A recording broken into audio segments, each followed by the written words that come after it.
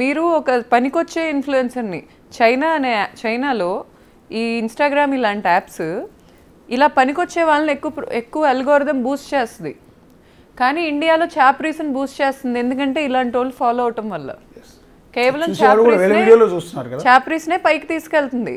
ఒక ఆడది ముందుకొచ్చి ఇన్ఫ్లుయెన్సర్ వరల్డ్ని వెళ్తున్నారు ఇప్పుడు ఇన్ఫ్లుయెన్సర్స్ అంటే ఇలాంటి ఆడియన్స్ లేక వేరే దేశాల్లో వీళ్ళకి ఏంటంటే ఎక్కడో ఒక చోట పని చేసుకొని వచ్చాక ఓ అవునా వీడితో ఇది తిరిగిందా, అవునా ఇది ఇలా చేసిందా, ఇదే కావాలి.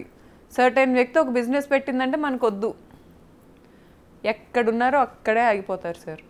చెప్తున్నా కదా, ఇలాంటి ఆడవాళ్ళని ఆరాధించడం మొదలు పెడితే మనం ఆటవికం నుంచి ఇక్కడికి వచ్చామో ఇక్కడి నుంచి ఆటవికానికి వెళ్తున్నామో తెలుసుకోవాలి.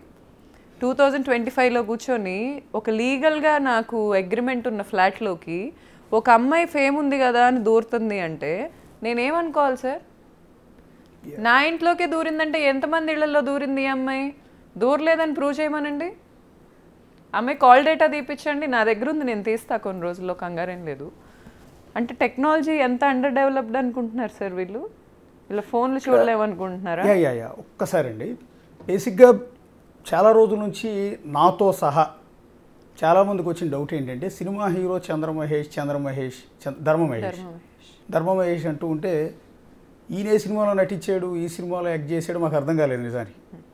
ఇప్పుడు మీరు వచ్చే ముందు కూడా ఎవరి ధర్మమహేష్ అనే దాని మీద మేము మా డెస్క్ టీమ్ని ఒకసారి ఆయన ఫోటోలు తీయండి అంటే వాళ్ళు కూడా కన్ఫ్యూజ్ అయ్యారు ఎవరి ధర్మమహేష్ అని. నిజంగా సినిమాల్లో యాక్ట్ చేశాడు ఆయన. యాక్ట్ చేసి వెతికితే గూగుల్లో సింధూరం అనే ఒక సినిమా వచ్చింది, అది ఎప్పుడు వచ్చింది ఎప్పుడు పోయిందో కూడా తెలియదు. బేసిక్గా ఆయన పాపులర్ హీరో కూడా కాదు, పెద్ద క్యారెక్టర్లు కూడా చేసినట్టు ఏం లేదు. సరే, అతను సింధూరం అనే సినిమాలో చేశాడు, ఆ సినిమా బాగానే ఉంటుంది. ఓకే, ఆ సినిమా బాగానే ఉంటుంది, అది బాగానే లైవ్ అయింది, ఓటీటీకి కూడా ఎక్కింది. ఆ టైంలో బాగానే ఉన్నాడు అతను. వాళ్ళ సినిమా హీరోయిన్ కూడా చాలా డిగ్నిఫైడ్గా ఉండేది. అసలు ఈ సెకండ్ సినిమాలో ఉన్నంత చాప్రీస్ జల్లెడ బట్టి ఎతికినా ఎక్కడ దొరకరు. ఆ హీరోయిన్నే ఆ రితు చౌదరి ఇంకో పాప ఉంది వాళ్ళ సినిమాలో, ఆ పాపే నన్ను బెదిరిస్తుంది.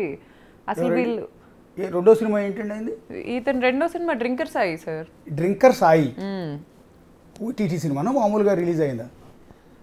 వాళ్ళకు థియేటర్ ఉంది సార్, దాంట్లో రిలీజ్ చేశారు. మిగిలిన థియేటర్స్ నాకు తెలీదు.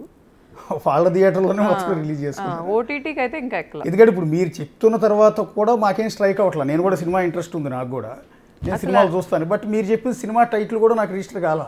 ఆ సినిమా అసోసియేషన్తో చాలా పాడైపోయాడు సార్ ఇతను, చాలా పాడైపోయాడు. అంటే ఇతను ఏదో ఉత్తముడు, కేవలం ఈ రితు చౌదరి వల్ల నేను చెడిపోయాడని నేను అనను, కానీ చాలా చాప్రీస్ ఉన్నారు ఆ సినిమాలో. ఆ ఐశ్వర్య శర్మ అనే అదో పెద్ద వేస్ట్ ఫెలో. అసలు వీళ్ళందరి గురించి అడ్రస్ చేయకపోతే నాకు పాపం తగిలిద్దేమో అనిపిస్తుంది నాకు. ఎందుకంటే ఈ అమ్మాయి ఇంత ఓపెన్గా వస్తుంది వెళ్తుంది, ఎంతమంది ఫ్లాట్స్ క్యారెక్టర్ ఆర్టిస్ట్, ఇంకొక హీరోయిన్ ఐశ్వర్య శర్మ. ఓకే, అమ్మాయి హీరోయిన్. మిమ్మల్ని బెదిరించింది ఎవరండి? బిగ్ బాస్ లో సీత అని ఒక ఆర్టిస్ట్ ఉంటుంది sir, baby cinema fame. Sita అండి. ఆ అమ్మాయి అసలు నాకు పరిచయం కాదు, నాకు సంబంధం లేదు. అవుట్ ఆఫ్ నోవేర్ సడన్గా నాకు మెసేజ్లు పెట్టింది ఇన్స్టాగ్రామ్లో. ఓకే, మేము మా గౌల్దొడ్డి బ్రాంచ్ ఓపెనింగ్ చేసుకుంటున్నాం, మాది 16వ బ్రాంచ్. ఓపెనింగ్ చేసుకుంటుంటే ఈ పాప అంట నేను ఓపెనింగ్ చేయలేనంట. ఓకే, నేను అప్పుడు క్రికెటర్ గారి కోసం చూస్తున్నా, క్రికెటర్ ఎవరితో అయినా ఓపెనింగ్ చేపిద్దామని. ఒక పెద్ద క్రికెటర్తో నేను డైరెక్ట్గా మాట్లాడుతున్నాను, అది ఓకే అవుతుంది ఆల్మోస్ట్. ఆ టైంలో ఏమైందంటే వరల్డ్ వార్ జరిగిద్ది అనే పాయింట్ వచ్చింది కదా, ఏదో యుద్ధాలు జరిగి. ఆ పాయింట్లో క్రికెట్ అంతా షిఫ్ట్ చేశారు, స్కెడ్యూల్ మారింది. సో నేను ఇలా వెతుకుతున్నానని ఆ పాపకి ఎవరు చెప్పారు నాకు తెలీదు, ఇతను కాక ఎవరు చెప్తారు నాకు తెలీదు ఎవరు చెప్పారు. అమ్మాయి సడన్ గా నన్ను ఇన్స్టాగ్రామ్ లో తగులుకుంది. నువ్వు చేయలేవు ఈ పని, నేను చేస్తా అంటది. ఈ పిల్ల చేసిందా సార్ 16 బ్రాంచులు నాకు? వీళ్ళు ఆర్టిస్టులు లైఫ్ లో బతకాలనుకునే వాళ్ళు బతకాలి, కానీ ఇళ్లలో కాపురం చేసుకునే ఆడవాళ్ళతో వీళ్ళకేంటి సార్ అసలు దందానే ఏంటిది నాకు అర్థం కాదు. రీతుతో నేను మాట్లాడా, అది వేరే ఎపిసోడ్. సీత వేరే ఎపిసోడ్. సీత అనే అమ్మాయి నన్ను తగులుకుంది, గట్టి తగులుకుంది. అసలు నువ్వు ఎలా లాస్ట్ సీజన్ లో బిగ్ బాస్ కి వచ్చింది, బేబీ సినిమాలో కొంచెం నెగటివ్ క్యారెక్టర్ ఆ అమ్మాయి హీరోయిన్ వెనకాల గట్టి తగులుకుంది నన్ను. నేను ఆ అమ్మాయి అంటే నాకు సెలబ్రిటీని సెట్ చేసిద్దంటే ఈ అమ్మాయి బిజినెస్ సార్ నాకు అర్థం కాదు. ఇప్పుడు సెలబ్రిటీ మేనేజర్స్ ఉంటారు, వాళ్ళు సెలబ్రిటీని సెట్ చేస్తారు. ఓకే, ఈ అమ్మాయి ఎవరు అసలు? నా బిజినెస్లో ఈ అమ్మాయికి ఏంటి అసోసియేషన్? ఇతను ఇలా ఫ్లాట్లకు పిలవగానే వీళ్ళందరూ నా బిజినెస్ ఓన్ చేశారనుకుంటారా ఏంటి? ఓకే, ఇప్పుడు ఆ అమ్మాయితో నేను ఆ రోజే ఆ అమ్మాయి నన్ను బ్లాక్ చేసింది. మళ్ళీ దరిద్రం ఏంటంటే వాళ్ళే వస్తారు నా ఇంటి ముందుకు, వాళ్ళే డాన్స్లు వేస్తారు, వాళ్ళే రాళ్ళేస్తారు, వాళ్ళే చీ అంటారు, వెళ్ళిపోతారు. ఓకే, అదేదో పెద్ద ప్రోగ్రామ్ లాగా. ఆ అమ్మాయి వచ్చి నాతో గొడవ పెట్టుకుంది. ఓకే, నేను అమ్మాయిని ఏం అడిగానంటే, సరే ఓకే నువ్వు నాకు హెల్ప్ చేయాలనుకుంటే good intention, very good, I appreciate it. అసలు నీకు ఎలా తెలుసు మేము క్రికెటర్ని ఎత్తుతున్నామని ఓకే అని అడిగితే, నాకు ఎలాగో తెలుసు, మీరు ఎక్కడ ట్రై చేస్తున్నారో అక్కడ పని అవ్వదు, నేను మీకు ఆ పని చేసి పెట్టగలను. అసలు ఎవరు సార్ వీళ్ళంతా? ఎవర్రా మీరంతా అనే స్టైల్లో అయిపోయింది నా బతుకు. అసలు ఎవరు వీళ్ళంతా? ఇప్పుడు అతనితో అసోసియేషన్ ఉంటే అతనితో ఉండాలి, నన్ను ఎందుకు కదిలిస్తారు? అసలు బిగ్ బాస్ ఆర్టిస్ట్ అమ్మాయి మీకేదో కాదండి, అతనితో ఉన్న పరిచయంతో మీకేదో హెల్ప్ చేసే దూరంలో అడిగిందా, లేకపోతే మీరు రితు చౌదరి లాగా ఆమె కూడా? అది నాకు తెలియదు, భర్తతో నాకు తెలియదు సార్. అది నేను కామెంట్ చేయలేను, ఎందుకంటే నేనైతే ఆ సీత అనే అమ్మాయిని ఎప్పుడు ఇతనితో అలా చూడలేదు. ఆమె డ్రింకర్ సాయి సినిమాలో యాక్ట్ చేసింది. ఓకే, చేసింది. సో ఇప్పుడు ఆ అమ్మాయి నాకేం చెప్పిందంటే, చాట్లు ఉన్నాయి మావి. ఓకే, ఆ అమ్మాయి ఏం చెప్పిందంటే, నేను చేయలేను కాబట్టి ఆ అమ్మాయి చేసిద్దంట. ఓకే, ఇప్పుడు సార్ నేను మీకు హెల్ప్ చేయాలని వచ్చా, మీరు కార్ కొనుక్కుంటున్నారని నాకు ఎవరో ఎక్స్పర్సన్ చెప్పారు. ఈ కార్ కాదు, ఈ కార్ తీసుకో అని చెప్తే మీకు కూడా తీసుకోబుద్ది అయిద్ది. నేను వచ్చి నువ్వు కార్ సెలెక్ట్ చేయలేవు, నీ వల్ల కాదు, నీకు అంత సీన్ లేదు, అందుకే నేను వచ్చి హెల్ప్ చేస్తున్నానంటే మీకు ఎలా ఉంటుంది? నీ డబ్బా, నీ పెత్తనమా, నీ కష్టమా, నీ ఖర్చా? దేనికి వచ్చి పెత్తనం చేస్తున్నావు అసలు నా ఇన్స్టాగ్రామ్? ఇంట్రెస్ట్ ఏంటండి ఇందులో?